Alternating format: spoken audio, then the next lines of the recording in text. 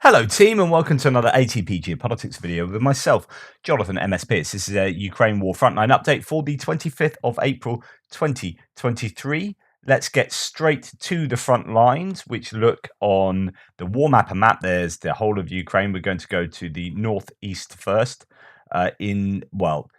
Actually, before we get to the Kupiansk-Kreminna front line, this axis here, HIMARS have been operational. They've hit Alchevsk, that's according to the Russians themselves, and Rovenki, which was a oil depot, I believe, that is around about there. So that's quite some distance.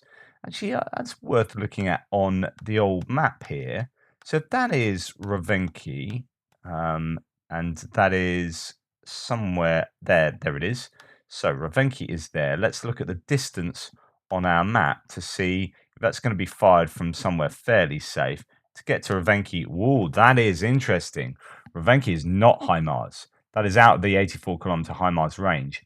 That is something else. I wonder whether that's a HRIM-2, whether it's just a longer range missile that can be used on HIMARS that maybe, I don't know, the Turkish missile system can do that. Anyway, interesting. That's not going to be a HIMARS that hit Rovenki. Nonetheless, that is the kind of activity that's been happening around. It happens routinely. You don't always hear about it. I guess you have to hear from the Russians or from footage that come out, and if they are being a bit tighter on any kind of their hits on any of their installations, then you're not going to hear about it. But I presume HIMARS activity happens pretty much every night. It will depend indeed on the ammunition that they have. Recently there are claims that they've been used in Bakhmut on the front line there, which is not their usual kind of utilization. Anyway, we go to Kupiansk, Svatova, Kreminna down there. That's what we're going to look at first. We go to the ISW, US military think tank, says Ukrainian forces have made marginal gains south of Kreminna as of the 24th. Geolocated footage posted on 24th shows that Ukrainian forces have made marginal gains and marginal advances northeast of Vuhledar and southeast of Bilorivka on unspecified dates. And that kind of falls in line with claims that we've seen over the last few days. Ukrainian General Staff reported that Russian forces did not conduct offensive operations along the Kupiansk-Kreminna line as of on the 23rd or 24th. The Ukrainian Eastern Group of Forces commander Syrsky stated on yesterday that Russian forces are conducting unsuccessful attacks in the Liman direction, however, which is to say that from here to there, no real activity for the Russians, as according to Ukrainians, but perhaps around this area there have been unsuccessful attacks, and that the Ukrainians have pushed back in this area there. Right, before we go there, let's go to Suryat maps. It says that the situation on Luhansk front during the last month, Ukrainians have managed to secure completely the town of Novoselivka and have begun storming Kuzmivka. Well, we knew about this some time ago. I don't know if this is just a map rejigging. This is to say I've already had this mapping in place for, I don't know, probably a month. But Suryat Maps pro-Russian mapper says that, yeah, the Ukrainians do have this. Didn't say that they've taken that yesterday, but during this last month. I think that's just an acceptance. Probably seen some geolocated footage that suggests that the Ukrainians that confirms that the Ukrainians do indeed control Novoselivska. So that is from Suryat maps, and then they go on to say around the Chervonopopivka area that the Russians have pushed back and taken back the territory that they lost over the last week in the Chervonopopivka area. Haven't seen that confirmed elsewhere, so that is to go a little bit further down south. So we've got Svatova here. We are going to come down along the P66 or R66 highway past Ploshchanka to Chervonopopivka, and this is the area that Suryat maps say that the Russians have taken back.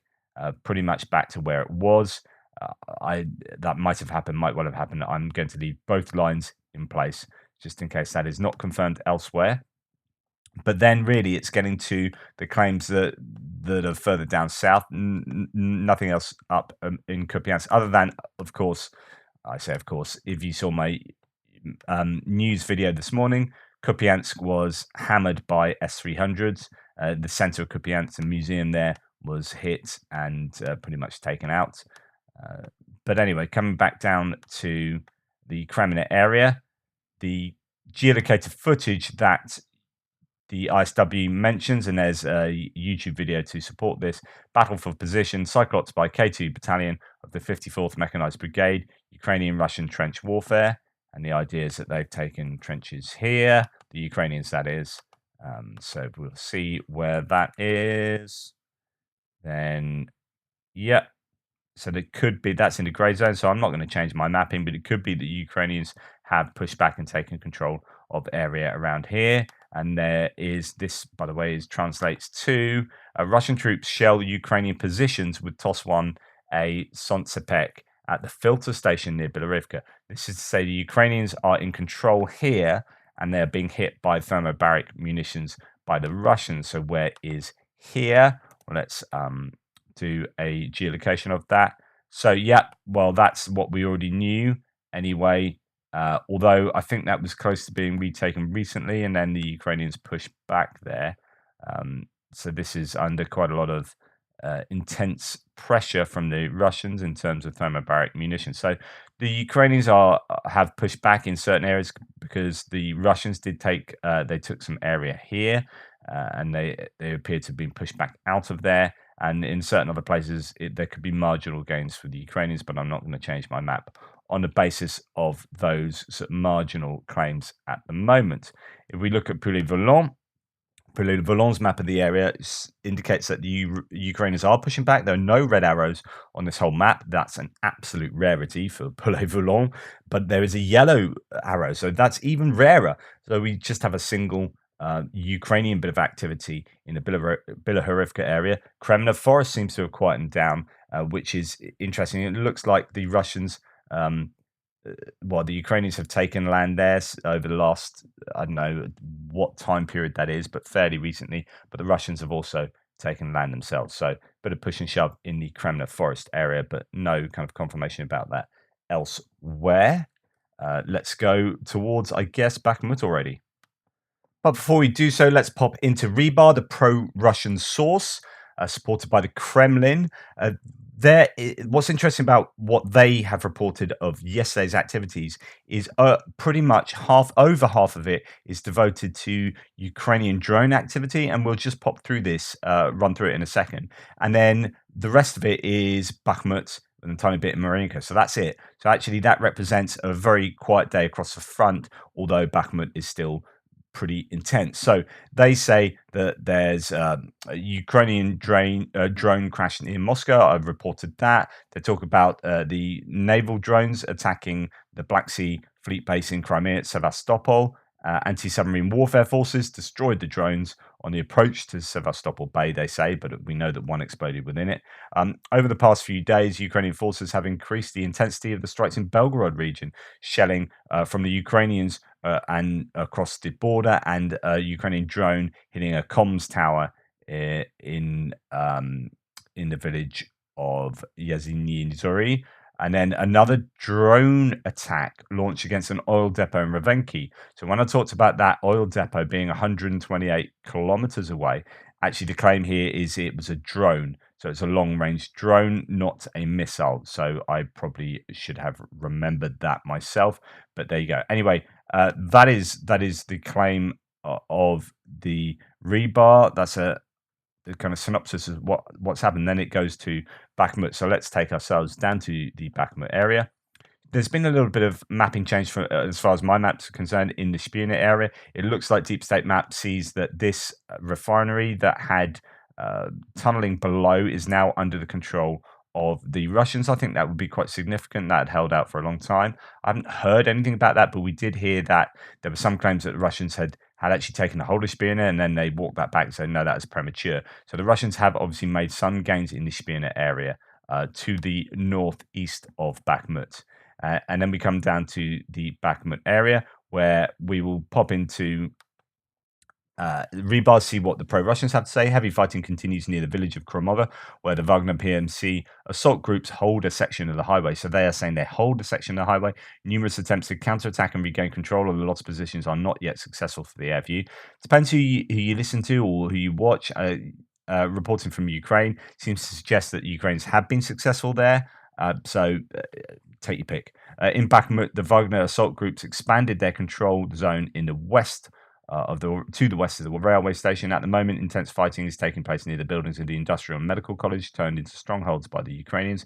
Fierce fighting continues, and then it goes on to Marinka. So there has been. I haven't done this report for 2 days. I missed yesterday, so you will have 2 days of update in the Bakhmut area. So there's quite a sizable chunk of territory has swapped hands and the um, gone to the Russians there. If we look at Vuhledar's map, you can see that the pushback here at Kremove from the Ukrainians appears to be somewhat successful. The Russians are further back from the road as well, indeed, Rebar claims to have actual control over the road at one point there. If you look at my map, the deep state map is remember, in yellow. That's your pro-Ukrainian mapper, and the Russian pro-Russian mapper, Syriac maps in red.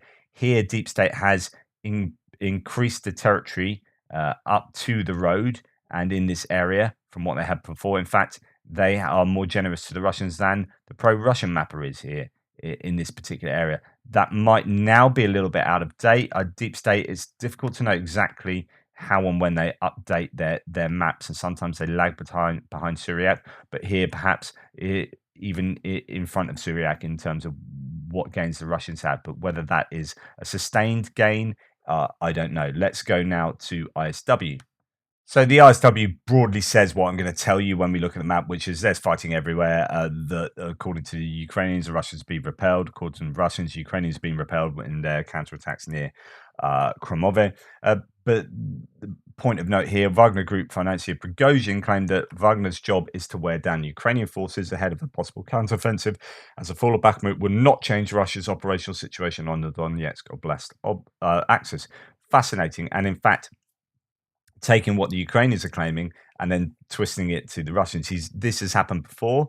They said this, I think, last week, where they said, "Yeah, the whole point of us we're taking much longer to take Bakhmut on purpose because actually, in making it a long drawn out affair, we are treating the Ukrainian forces at a much greater rate." Like turning a failure into a success, a real PR stunt there. But here it's again, so the Ukrainians have been saying for weeks and weeks and weeks, and all the analysts are saying this, all of them, Americans, Ukrainians, everyone, just saying they are, obviously, according to the Ukrainians, the ratio is in their favor. So defending Bakhmut is to the advantage of the Ukrainians, where they are treating the Russian troops at a greater rate than their own troops. So this is advantageous. There is no tactical intrinsic value to Bakhmut, so they're not keeping it for its value. And now Prigozhin's saying, yeah, we're taking a long time to defeat these Ukrainians because the ratio is in our favor,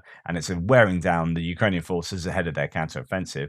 And the Ukrainians saying we're wearing down the Russian forces ahead of the counteroffensive, and so we're fixing the Russian troops here, we're treating them down, and we could even hit them on a counterattack here because they'll be weak, exhausted, culminated.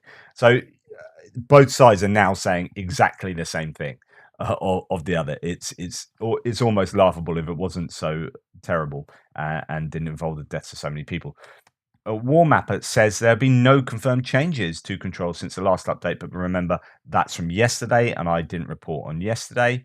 Syriac Map says this is their earlier mapping, some increases to the east, and I'll show you on my map in a second, and then further increases since then to the east and northeast and around the grain elevator that's now destroyed, so southwest of there and pushing in and in. In fact, on my map, remember, the yellow is a pro-Ukrainian mapper, red is pro-Russian mapper. I've left my blue lines as they were just to give you an indication of what's happened now over 48 hours.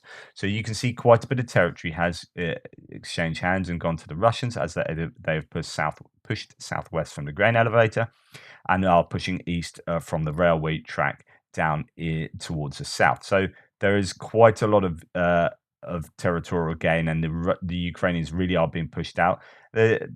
People are wondering whether the Ukrainians will hit back with a counterattack, or are they just happy to slowly concede this territory, cede it to the Russians in the knowledge that it is bleeding the Russians more than it is the Ukrainians, and then wait until the full-on counteroffensives are ready. They don't need Bakhmut. It's not absolutely necessary that they stay there, just that they stay there long enough to bleed the Russians. So that is the situation in Bakhmut. I don't know. There's an awful lot more I can add to that, other than no reports a pro-Ukrainian vlogger saying, or mapper saying, to the front, Alexander Kovalenko shared a detailed report of Bakhmut. Based on this, I made changes to the map. The area, certainly in the northwest, under Russian control, is larger than previously reported. Fighting northwest takes place around Bakhmut playground. So you can see that large swathe of land there is now under Russian control, which I already had, and then it's in these eastern areas and southeastern areas that he is showing further advance. But this is based on quite a long and detailed evaluation of what is going on in Bakhmut.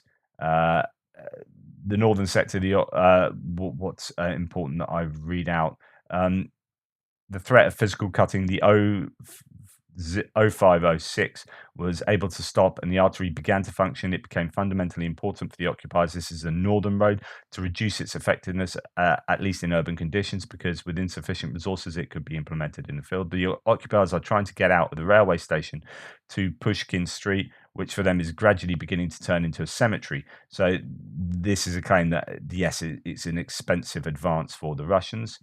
In the area of Pushkin Street, there's a multi-story building, or rather what is left of it. So control over this area is given to the invaders with great bloodshed, but aviation makes its own adjustments. The use of occupier aircraft and planning bombs put serious pressure on the defense of the city. And without solving this problem, the effectiveness of the high-rise buildings held by the Ukrainians can be completely leveled.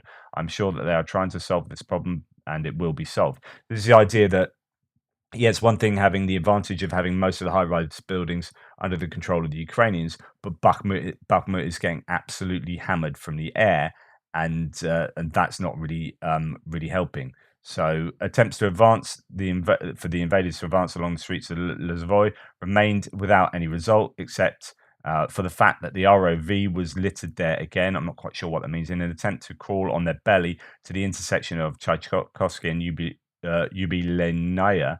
And so, in this way, we approach the southern sector. The southern sector, for the umpteenth time I'm writing this, has not changed. Full control. So, basically, it's unchanged there. Multi-story buildings are under the control of the Ukrainians. And similarly, the T0504, that's a southern road, continues to function stably, although the fire control of the ROV is also maintained over it. The soils are gradually starting to dry out, but from tomorrow it will rain again, so the full use of roundabouts is not yet possible. Outcome, the northern sector is a concern. Also, the activation of Russian aviation requires decisions to be made on, if not on the complete neutralization of its activities, then at least a decrease in activity. On the other hand, the possibilities of conducting the defense of the Ukrainians have not clearly exhausted themselves. Glory to the nation. So, this is to say there's stability down to the south, that this road can be used. In fact, I've seen video footage of this road being used. Yes, they have to drive pretty damn quickly, but it can be used, and it is being used. The problem is the aviation that the Russians are bringing to bear here, dropping bombs. Whether they are those FAB 500, the pretty big bombs, I'm not sure, but they are certainly hammering the Ukrainian positions in Bakhmut. Anyway, we'll now turn south to go towards Avdivka, and there's been a bit of mapping change. I don't know whether this is resulting from any big movements of any kind of attacks or anything, or whether it's rejigging the map.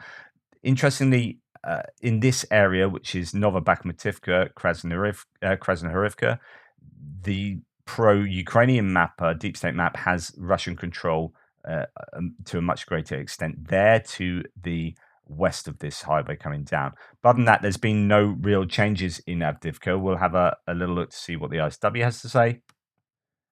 All the usual sorts of claims about activity, repelled Russian attacks in Novokalinove, Stepovo, Pervomaisky, Novomykhailivka and Marinka much further down south, Krasnohorivka, Novobakhmutivka, the Russians are claiming that they have advance near Novelska and attack near Keremik. So let's put all of these places on the map. So the Russians are claiming some advance near Keremik, which is up here. And that could represent that bit of mapping I was talking about. But otherwise, Novokalinove, Stepova, and Pervomaisky and Novelsky attacks all around these places, which is nothing unusual. If you remember last time I was talking about this area, it looked like the Russians had not got control over as much land as previously thought around this railway line near Stepova, which is really important for the Ukrainians because if Stepova goes, then Russia have a real chance of being able to properly encircle Avdivka. The same with Severny down here and Tonyenka in this area there. But what there has been, I think there were claims a couple of days ago of some a pretty bad attack, maybe for the Russians. They lost quite a bit of equipment. I'm not 100% sure, so this is just my memory and a bit of joining the dots. But I think there's nothing unusual for Avdivka. Indeed, this is. I'm not going to show you all of this because there are people on top of here and they kind of get blown up. But here is a BMP-2, so an infantry fighting vehicle with people on top, destroyed near Vodjani. And why this is, and I don't know if no, it hasn't got a geolocation of this. Why I find this extraordinary is that this is like the definition of insanity is doing the same thing again and again, expecting different results. Why would you send an infantry fighting vehicle with a whole bunch of people on top into killing fields where you've lost an absolute bunch of vehicles and people? What do you in the broad daylight, where you know that the artillery and the ATGMs, the anti-tank guided missiles, are super accurate, and they've beat you, they've destroyed all your vehicles every time you've attacked. Like you haven't, like if we come out here, what the Russians haven't done is made significant gains. And what they aren't going to do is make any gains by sending one infantry fighting vehicle around in this area. Now, I don't know whether they're sending this vehicle right towards the enemy or it's just, I don't know, going from one place to the other, but it seems suicidal. And indeed, it is suicidal. So this just gets hammered by two ATGMs and gets utterly blown up. And I'll stop it, before it gets blown up. But it's just driving, as you can see, it's just driving out in the middle of nowhere under complete, drone uh, vision. Like a drone can see that, and they surely know that the drones are active there, and they can see everything. What are they expecting? And this gets absolutely knackered by an ATGM. These guys fly off the top, and then some people get out and run away, and then the vehicle gets blown up with a second one. And you're like, you've now lost several people dead, and another BMP-2, another infantry fighting vehicle has been blown up.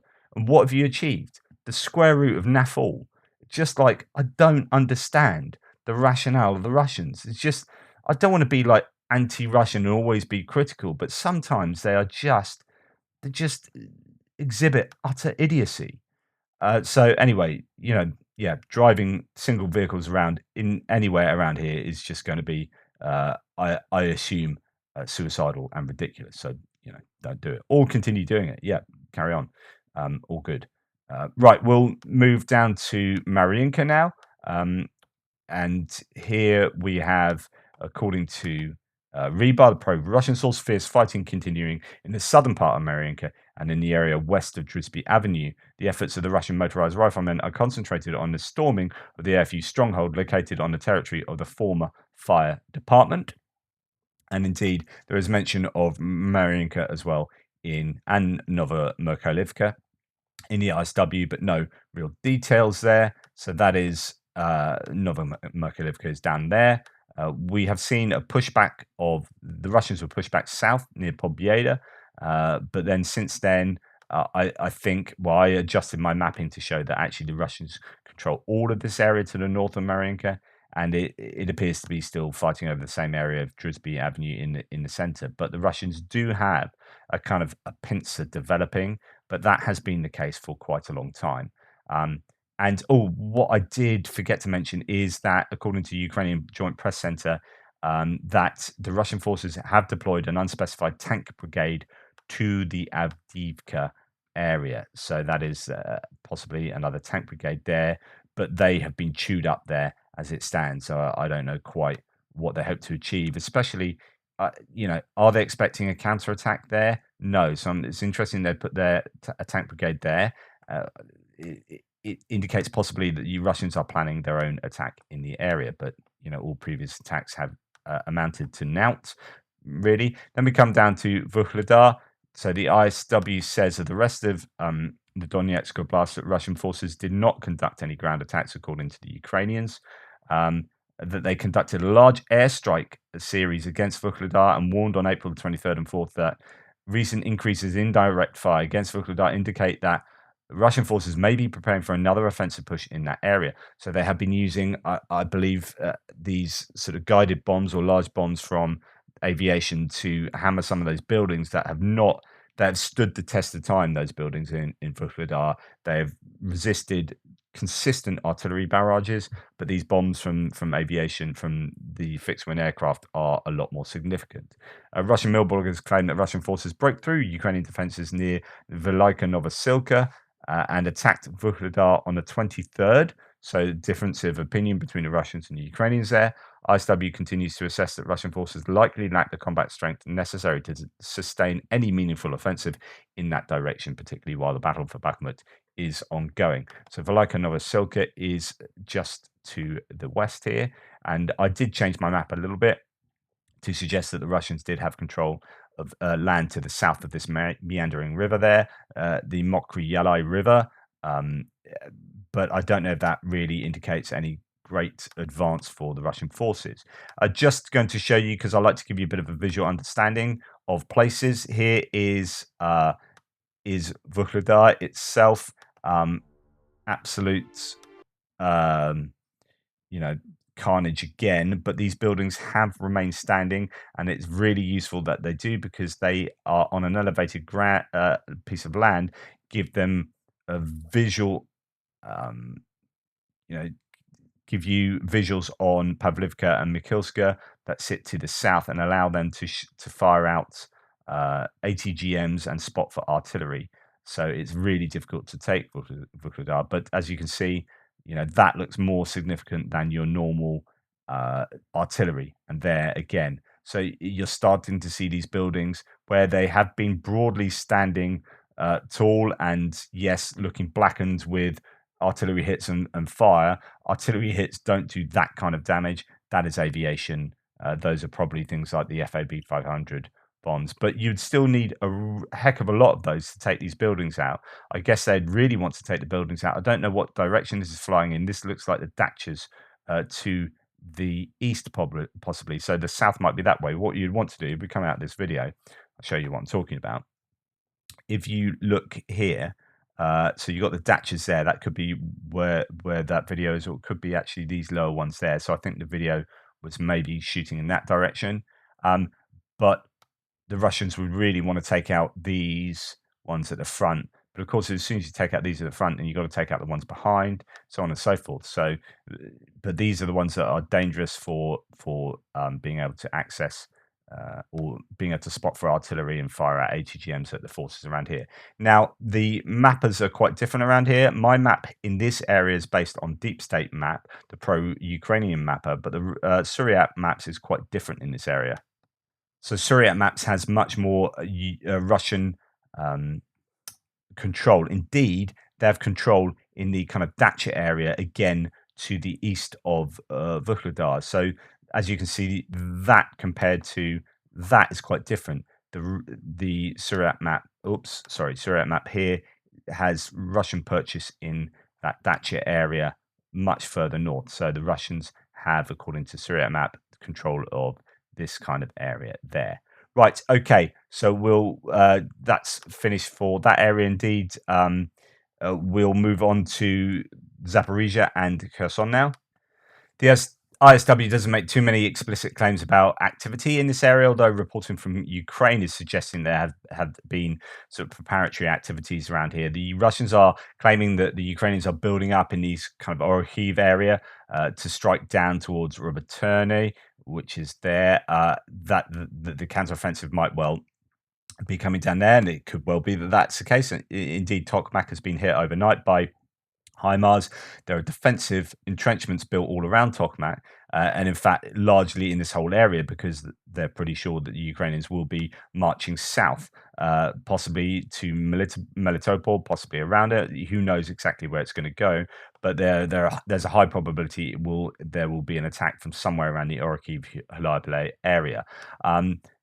But other than that, yeah, not too much. There's a lot of talk about what's going on around Kherson and these islands in the river delta here. So if you look at deep state map, they basically have, and they've had it for a long time, all this area here, including Potemkin Island there, as grey zone. So they didn't have it under control as either the Russians or the Ukrainians, whereas other mappers do. And I've still got, Russian control of this kind of island, part of Potemkin Island there, and it's all a bit sort of not quite sure what's going on. It's quite dynamic, but what Deep State have changed is this whole stretch here that was under Russian control is now a grey area. So it kind of looks like a grey area as far as I remember their mapping, kind of all around there. Like I don't know if that's a sort of 20 kilometer. I don't know how far it is. Oops. Now, the ISW say, because there's been a lot of controversy about the claims about what's been going on across the Dnipro River. So some Russian sources deny claims that other Russian mill bloggers that Ukrainian forces have established enduring positions on the east or left bank of the Dnieper. Kherson Oblast occupation head Saldo claimed on the 23rd that Ukrainian forces have not established a bridgehead across the river, instead claiming that Ukrainian forces only conduct periodic raids which Russian forces repel. Saldo emphasized his claim that Russian forces are in full control of the east bank of Kherson Oblast. So that he's the occupation head, so that's a Russian Saldo. Some prominent, including Kremlin-affiliated Russian mill bloggers, also denied the presence of a Ukrainian bridgehead across the river yesterday. Other mill bloggers criticized Saldo for falsely portraying the operational situation in Kherson Oblast to Russian authorities, criticisms reminiscent of those levied after the fall of Kherson City in November 2022. One mill blogger claimed that Ukrainian forces are attempting to establish a foothold on Veliki Potemkin Island. ISW does not assess that Ukrainian forces have established a bridgehead across the Dnipro as of the 24th. They have assessed in April, on April 22nd, that Ukrainian forces have established an enduring presence in certain areas on the east bank of the Kherson Oblast, but not a bridgehead. So again, it's going to be a case of, waiting to see what happens, and, as a well, I don't know if the dust is going to settle. It could be dynamic, could be an ongoing offensive kind of move in the area, or it might just be regular raids and trying to get a little foothold here or there. And indeed, the Operational Command South, Natalia Humaniuk, the spokesperson for them, has been quite active in saying lots of things. For example, the work on clearing the front lane of the left bank of the Dnieper is ongoing. She once again asked to give the military the opportunity to do their work quietly, and then there would definitely be good news. So, cryptic claims here that things could be going on. And this has changed some analysts' opinions about whether there would at all be any possibility of pressure from the Ukrainians from Kherson Oblast, because the Dnipro River was seen as this natural barrier that would prevent any kind of offensive. Now, it's still going to be, even if the Ukrainians get some kind of, as they say, enduring presence on this bank, that doesn't allow you to get huge amounts of mechanized equipment across there, which is what you're going to need, stores of ammunition, etc., etc. And so, yeah, it's one thing getting a kind of presence on this delta in this marshy land, which is kind of difficult to use, I guess. It's one thing getting that, and it's another thing being able to launch an offensive from here. So, in principle, that would be fantastic if the Ukrainians could, attack down from Zaporizhia in several areas or whatever, and then have at the same time a simultaneous offensive through Kherson Oblast from the other side of the Dnipro.